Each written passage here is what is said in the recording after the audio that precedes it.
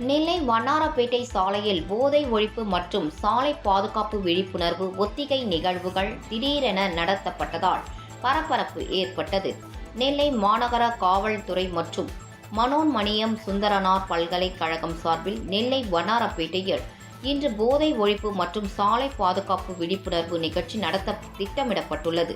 இதையொட்டி நேற்று ஒத்திகை நிகழ்வுகள் திடீரென சாலையில் நடத்தப்பட்டதால் பெரும் பரபரப்பு ஏற்பட்டது.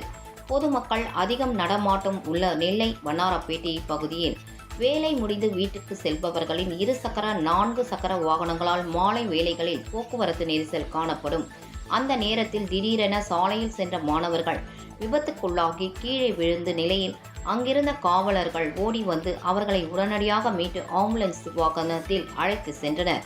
இந்த நிகழ்வு அங்கு பரபரப்பையும் சோகத்தையும் ஏற்படுத்திய நிலையில் பாதி தூரம் சென்ற ஆம்புலன்ஸ் வாகனத்தில் இருந்து மாணவர்கள் இறங்கி மீண்டும் விபத்து நடைபெற்ற இடத்திற்கு வந்து சேர்ந்தனர். அப்போதுதான் காவல்துறையினரின் போதை பழக்கத்தினால் ஏற்படும் தீங்கு குறித்து பொதுமக்களுக்கு விழிப்புணர்வு ஏற்படுத்தும் வகையில் நடைபெற உள்ள நிகழ்ச்சியின் ஒத்திகை என்று தெரிய வந்ததை அடுத்து பொதுமக்கள் நிம்மதி அடைந்தனர்.